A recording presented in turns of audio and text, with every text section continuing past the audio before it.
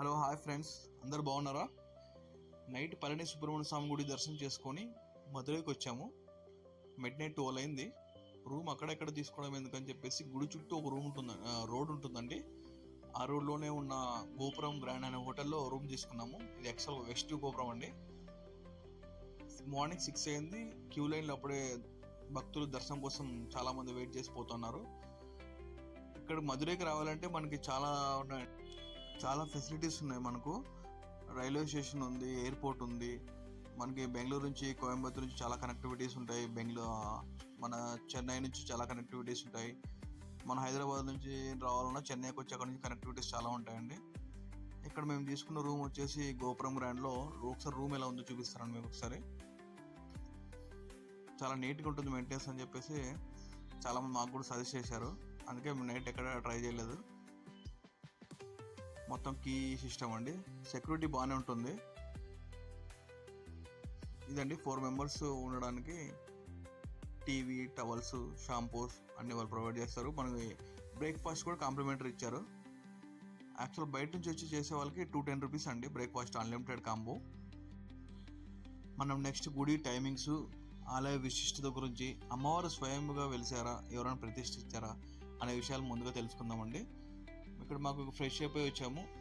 మనకు బ్రేక్ఫాస్ట్ ఇస్తారని చెప్పేసి ఇక్కడికి వచ్చాము గుడి ముందే. మనకు విజువల్స్ చూడండి ఎంత బాగా కనబడతాయో రెస్టారెంట్లో నుంచి. చాలా నీట్గా మెయింటైన్ చేస్తారండి. ఇది వెస్ట్ గోపురం గుడిలో రెస్టారెంట్ నుంచి కనబడుతుంది మనకు. మేము పోయినప్పుడు కొంచెం రష్ తగ్గిందండి. అయ్యప్ప స్వామి వాళ్ళు దర్శనం చేసుకొని చాలామంది బస్సులు వస్తారు వాళ్ళు టూర్స్కి. దర్శనం చేసుకొని వెళ్ళారు. అప్పటికే మేము 9:30 అయిందండి టైము.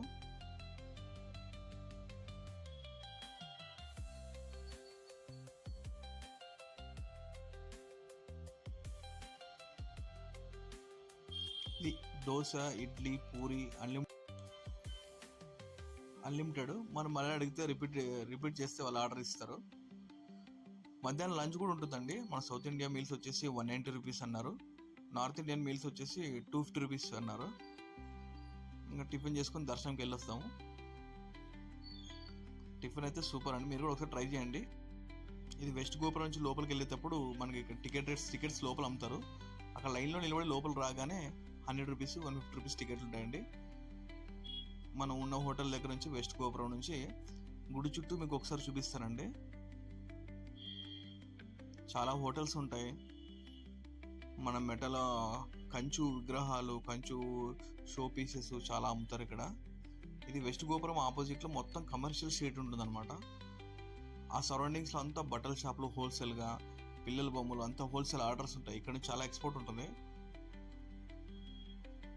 ఇక్కడ చూసారండి, ఇక్కడ గైడ్స్ కూడా మనకు ప్రొవైడ్ చేస్తారండి. పర్ అవర్ వచ్చేసి 300 to 500 ఉంటుంది.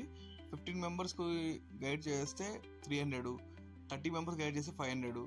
మరి గైడ్స్ మనకి అదర్ లాంగ్వేజ్లో, అంటే తమిళ్ కాదని తెలుగు, ఇంగ్లీషు, హిందీ ఇలాంటి మరాఠీ లాంగ్వేజ్ డిఫరెంట్ లాంగ్వేజ్తో వాళ్ళు మనకు చెప్పగలుగుతారు. దానికి ఎక్స్ట్రా పేమెంట్ ఉంటుందండి. పర్ అవర్ వచ్చేసి 150 రూపీస్ ఎక్స్ట్రా తీసుకుంటారు. అంటే అడిషనల్గా 350 రూపీస్ కాదని 150 రూపీస్ ఎక్స్ట్రా తీసుకుంటారు. మీరు బెటర్ గైడ్ని ఫాలో అయితే చాలా మీకు తెలుసుకోగలుగుతారు. మన గుడి చుట్టూ ఇలాగే రూమ్స్ చాలా ఉంటాయండి. ఇక్కడ మనకి 800 రూపీస్ నుంచి 3000 వరకు మంచి రూమ్స్ దొరుకుతాయి.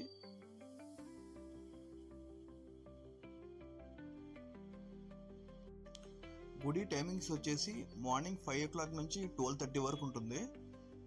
మధ్యలో మళ్ళీ ఈవినింగ్ 4 o'clock నుంచి 9 o'clock వరకు ఉంటుందండి గుడి దర్శనం వచ్చేసి, అమ్మవారి దర్శనము. ఇంకా మన అమ్మవారి విశిష్టత గురించి, గుడి చరిత్ర గురించి తెలుసుకోవాలనుకుంటే 2500 సంవత్సరాల నుంచి మన గుడి చరిత్ర ఉందండి. అప్పటి నుంచి ఉంది చరిత్ర. యాక్చువల్గా అమ్మవారు ఇక్కడ స్వయంభూ విగ్రహం కాదండి, స్వయంగా వెలసలేదు. అమ్మవారిని ఎవరు ప్రతిష్ఠించలేదు కూడా. అమ్మవారు మదురైలో ఒక రాజు, మలయధ్వజ పాండ్యన్ అనే రాజుకి సంతానం లేక యోగాలు, హోమాలు చేసి అప్పుడు శివుని ప్రార్థించి యోగాలు చేస్తే ఆ అగ్నిగుండంలో నుంచి అమ్మవారు ఒక 3 years ఉన్న ఒక పాప అగ్నిగుండంలో నుంచి పైకి ఇలా లేస్తుందండి. ఆ పాప వచ్చినప్పుడు ఆ పాప అగ్నిగుండం నుంచి పైకి వచ్చిన తర్వాత 3 వక్షజ్వాలతో ఉంటుందన్నమాట ఆ పాప. వీళ్ళు ఆశ్చర్యం గురి అయిపోయి శివుడికి ప్రార్థించి శివుడు వీళ్ళకి దర్శనం ఇచ్చి చెప్తారన్నమాట. ఆ పాప గురించి మీరు ఏమి చింతించకండి, పాపని పెంచి పెద్దగా చేయండి. ఆ పాప ఏ రోజైతే తనకు కావాల్సిన కాబోయే వరుని చూసినప్పుడు 3వ వక్షోజం మాయమవుతుంది అని చెప్తారనమాట. రాజు కూడా అంగరంగ వైభవాలతో రాజపరపరంలో అమ్మవారిని పెంచి పెద్దగా చేస్తాడు. అమ్మవారికి అలాగే పట్టాభిషేకం చేస్తాడు. ఒక సందర్భాన సుందరేశ్వర అనే అబ్బాయిని చూసి అమ్మవారికి 3వ వక్షోజం మాయమవుతుంది అనమాట. అప్పుడు ఆయనతో కళ్యాణం చేయించాలని రాజు కూడా కళ్యాణం చేస్తారు. అప్పుడు ఆ సుందరేశ్వర అనే రాజు ఎవరో కాదు, మన శివుడు. సుందరేశ్వర అనే రూపంలో మన శివుడు పార్వతీదేవిని పెళ్లి చేసుకుంటాడు అనమాట. తర్వాత రాజులు ఆ అమ్మవారిని ప్రతిష్ఠించడం జరిగింది. ఇక్కడ ఆలయంలో రెనోవేషన్ జరుగుతుందండి. మొత్తం గుడి అంతా కన్స్ట్రక్షన్ జరుగుతోంది. చాలా కోట్లు బడ్జెట్లో జరుగుతోంది అన్నారు. గోపురాలు అన్నీ మీరు చూస్తే అన్ని 4 గోపురాలు అలాగే కన్స్ట్రక్షన్ మోడ్లో ఉన్నాయండి. మన సౌత్ గోపురం వచ్చేసి చాలా పెద్ద గోపురము, 170 అడుగులు ఉంటుందండి. సుమారుగా 52 మీటర్లు ఉంటుంది హైట్. లోపల చూస్తే లోపల కూడా మొత్తం కన్స్ట్రక్షన్ ఉంటుంది.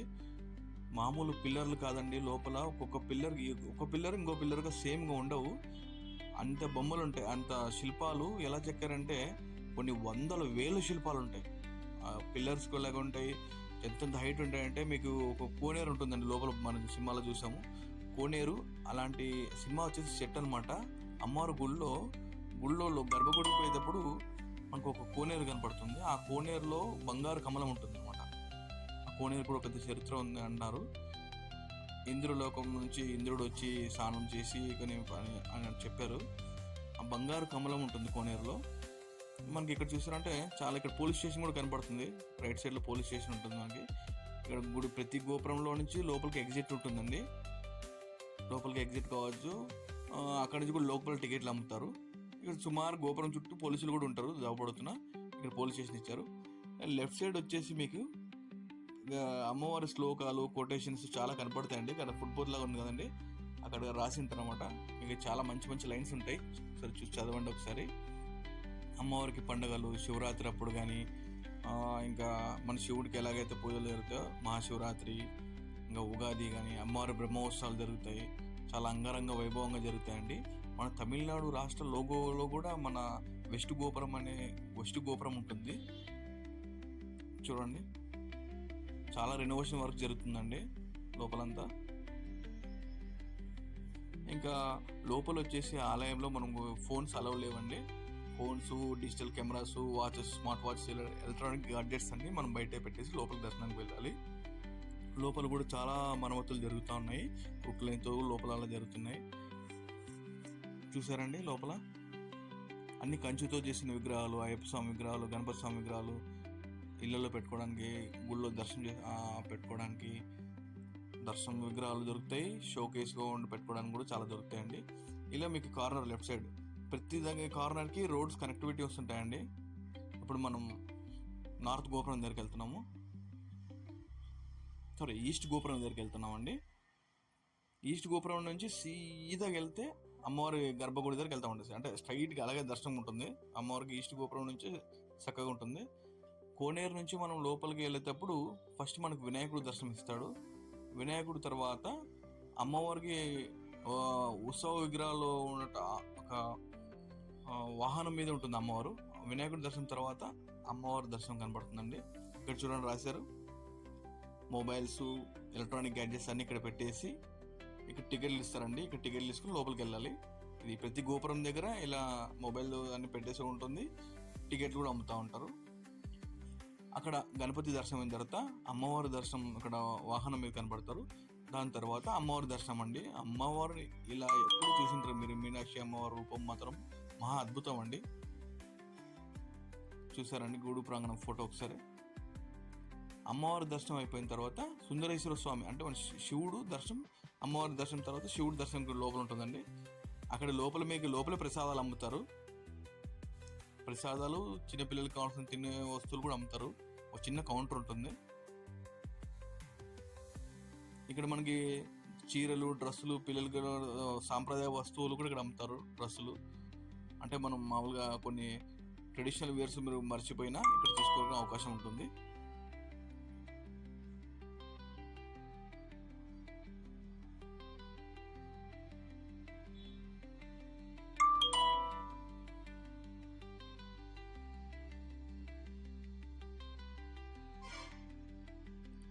లోపలంతా కన్స్ట్రక్షన్ చూసారండి.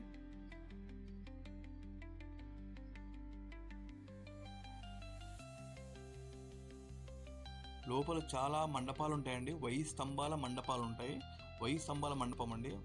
ఒక పిల్లర్కు ఉన్నంత స్కల్ప్చరు, ఒక శిల్పం ఇంకో శిల్పంలో మనం చూడలేము, అంత డిజైన్ చేశారండి. సుమారుగా 20 అడుగుల పైన ఉంటాయండి శిల్పాలు. అంత పెద్ద పెద్ద అంతంత పెద్దగా పిల్లర్స్ ఉంటాయి. 1000 పిల్లర్ల మండపం ఉంది. ఇంకా చాలా మండపాలు ఉన్నాయండి. ఆ మండపాలని అమ్మవారి కళ్యాణం కానీ ఉత్సవాలు పూజలు జరుపుతప్పుడు ఆ మండపాలు వాడతారు. ఇంకా ఉత్సవాలు జరుపుతప్పుడు ఆ మండపాలు వాడతారండి. సుమారుగా 15 ఎకరాలు ఉంటుందండి అమ్మవారి గుడి. ఈ గుడి వచ్చేసి ఆ మీనాక్షి అమ్మవారి గుడి 15 ఎకరాల ప్రాంగణంలో ఉంది గుడి. ఈ 4 గోపురాలు ఉంటాయండి. నార్త్ గోపురము, ఈస్ట్ గోపురము, సౌత్ గోపురము, వెస్ట్ గోపురము. లోపల మళ్ళీ సుమారు మొత్తం 14 గోపురాలు ఉంటాయండి. అంటే ఒక్కొక్కటి పెద్దగా ఉండొచ్చు, ఒకటి చిన్నగా ఉండొచ్చు. కానీ సో అన్ని గోపురాల కన్నా పెద్ద గోపురం వచ్చేసి సౌత్ గోపురం అన్నారు. 170 అడుగులు అన్నారు.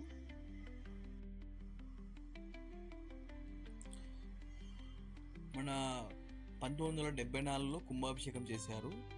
మళ్ళీ 1995లో కుంభాభిషేకం చేశారు. 2009లో కుంభాభిషేకం చేశారు. మళ్ళీ ఇప్పుడు ఈ కుంభాభిషేకం కోసమే మొత్తం రెనోవేషన్ జరుగుతుందండి. ఈ చుట్టుపక్కల ప్రాంగణంలో ఉన్న చాలా 30 కిలోమీటర్ రేడియస్లో ఉన్న చాలా ప్రదేశాలు అండి అక్కడ చూపించారు. మీకు కావాలంటే టైం ఉంటే చాలా చూసుకోవచ్చు. చాలా విషయం కనీసం 2 days స్పెండ్ చేస్తే మీకు చాలా చూడగలుగుతారండి. మీకు ఎవరిని గైడ్ చెప్తారు. కళ్ళు మూసినట్టు తెరిచినట్టు భలే కనపడతాయి.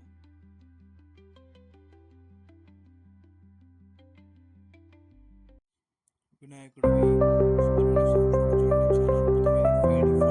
3D ఫొటోస్ కాదు. కరెక్ట్గా ఈస్ట్ గోపురంకి ఆపోజిట్లో ఒక మండపం అండి. అసలు ఈ పిల్లర్లు చూడండి, లోపల చాలా అద్భుతంగా ఉంటాయి. కలర్స్ ఉంటాయి లోపల కూడా ఇలాంటి పిల్లర్స్. ఇంకా ఈ చాలా పెద్ద హైట్ కూడా ఉంటాయి. అసలు డిజైన్ చూడండి, స్కల్ప్చర్స్, శిల్పాలు ఎలా చెక్కారో.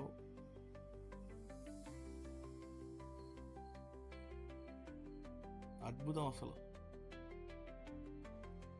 లోపల అన్ని పెయింటింగ్స్ కూడా ఉంటాయి.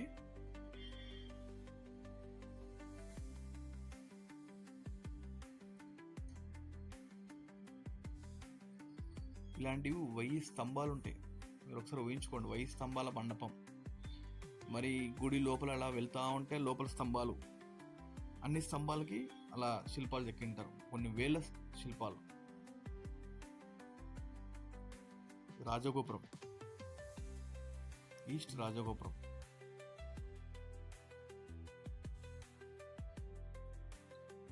ప్రతి గోపురం దగ్గర మీకు పోలీసులు ఉంటారండి. ఏమైనా డౌట్స్ ఉంటే వాళ్ళు చెప్తారు. అన్ని గోపురాల లోపల రెనోవేషన్ అంతా. లోపల ఒక ఊరులా ఉంటుంది. 15 ఎకరాలు సుమారు పైన ఉంటుంది. లోపల మళ్ళీ చుట్టూ మనం ఎలాగైతే లోపల ఇలా రోడ్లో తిరుగుతున్నామో లోపల కూడా అలా గోపురాల లోపల కూడా అలా రోడ్ లాగా ఉంటుంది చుట్టూ తిరగడానికి. ఇక్కడ కూడా ప్రసాదాలు అమ్ముతారండి. గుడి లోపల అమ్మవారి దర్శనం అయిన తర్వాత ప్రసాదం దొరుకుతుంది. చిన్నపిల్లలకు కావాల్సిన చిన్న చిన్న తినుబండారాలు కూడా దొరుకుతాయి. బయట ఇక్కడ ప్రసాదం. ఇక్కడ చాలా మీకు ఇంకా ఇక్కడ నుంచి రూమ్స్ స్టార్ట్ అవుతాయి. చిన్న చిన్న హోటల్స్, ఎంపోరియంస్, అదే మన విగ్రహాలు చాలా దొరుకుతాయి ఇక్కడ. లోపల మనకు బ్యాటరీ వెహికల్ సపోర్ట్ కూడా ఉంటుంది. మనం నడచలేకున్న వాళ్ళు, ఎవరైనా పెద్దవాళ్ళు కానీ, వికలాంగులు కానీ, పిల్లల్ని పట్టుకొని నడచలేకున్న ఇబ్బందిలో ఉన్న వాళ్ళకి డైరెక్ట్గా క్యూ లైన్ కాదని బ్యాటరీ వెహికల్ మనము లోపల గుడి ముఖద్వారం లోపల వరకు వదులుతారండి.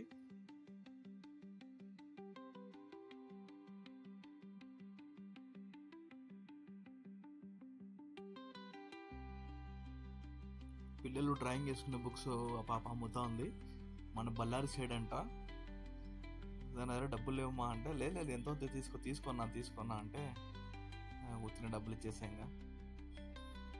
మన తెలుగు వాళ్ళు చాలా ఉంటారండి, ఇక్కడ చాలా మంది ఉన్నారు. ఇక్కడ మనం కూడా వచ్చేసి మొత్తం ఈ రూమ్స్, హోటల్స్, మన కామన్ బెడ్స్ కూడా దొరుకుతాయి. ఒక మనిషి నైట్ నుంచి మార్నింగ్ వరకు 400 రూపీస్ కామన్ బెడ్స్ దొరుకుతాయండి. AC, normal AC, without AC, non AC కూడా దొరుకుతాయి. 400 కామన్ బెడ్స్. లాకర్ ఫెసిలిటీ కూడా ఉంటుంది.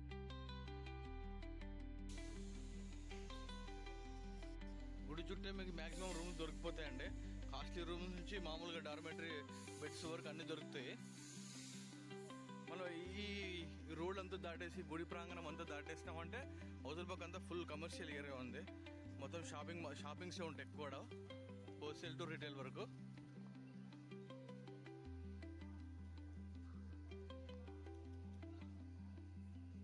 ఇట్లాంటి దగ్గర వ్యాపారాలు చేయండి. బ్యాగులు పెద్దోళ్ళు పాపం అంత కష్టపడే, వర్షం కూడా పడుతుంది, కష్టపడి ఇక్కడే ఉంటారు, ఇక్కడే అమ్ముతూ ఉంటారు, ఇక్కడే తయారు చేస్తూ ఉంటారు వాళ్ళు. నార్త్ గోపురం అండి, అంత కన్స్ట్రక్షన్లో జరుగుతుంది.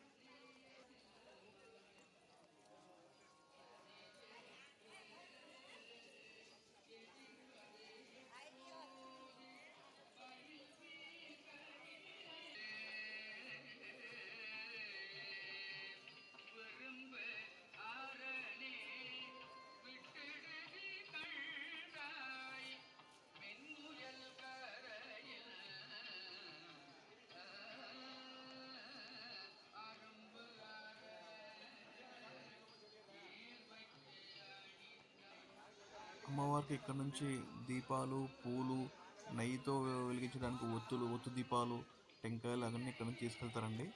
మొక్కు తీర్చుకునే వాళ్ళు చాలామంది ఉయ్యాలలో కూడా సమర్పించుకుంటారు.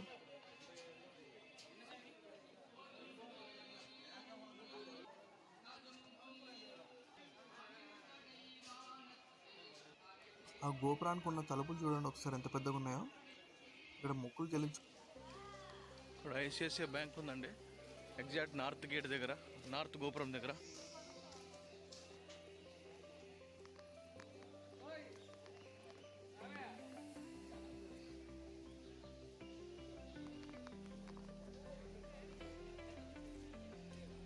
పిల్లలకి మంచి సాంప్రదాయ దుస్తులు దొరుకుతున్నాయండి ఇక్కడ. శాంతి స్టోర్ అంట, బాగున్నాయి డ్రెస్సెస్ పిల్లలకి, సాంప్రదాయంగా పంచకట్టు.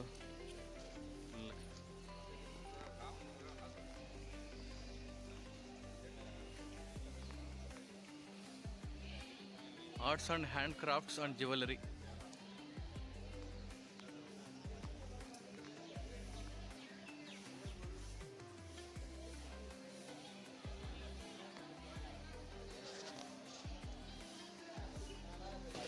साड़ी देखो सर, साड़ी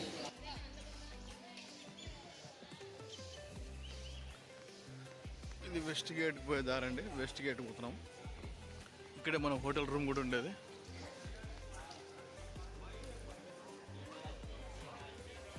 ఇది కూడా విజయలక్ష్మి లాడ్జ్. మ్యాక్సిమం లాడ్జ్లు, కాటేజెస్, బెడ్స్ అన్ని సదుపాయాలు ఇక్కడే ఉంటాయండి గుడి చుట్టూ.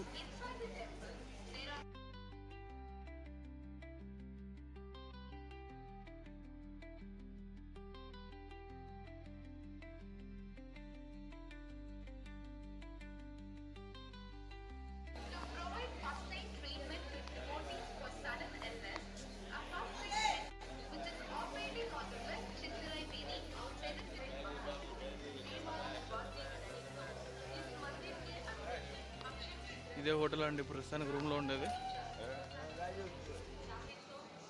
ఇది ఫ్రెండ్స్ మన మధుర మీనాక్షి అమ్మవారి టెంపుల్ విశేషాలు. నెక్స్ట్ వీడియోతో మళ్ళీ నేను కన్యాకుమారి చూపిస్తాను. చూడండి, పెద్దోళ్ళ చిన్నోళ్ళే, అవో వయసు సుమారు 80 ఏళ్ళు ఉంటాయి. ఒక తాత టవల్ అమ్ముతాడు, ఒక ఆమె ఎంటికలు అమ్ముతుంది. ఇలాంటి వాళ్ళతో వ్యాపారాలు చేసి మీరు పోయిన ధర ఎంతో కొంత సహాయపడతారని కోరుకుంటున్నాను. ఈ వీడియో నచ్చితే ప్లీజ్ లైక్ చేయండి, షేర్ చేయండి, నన్ను సబ్స్క్రైబ్ చేయండి. Thank you. మీ మంజు.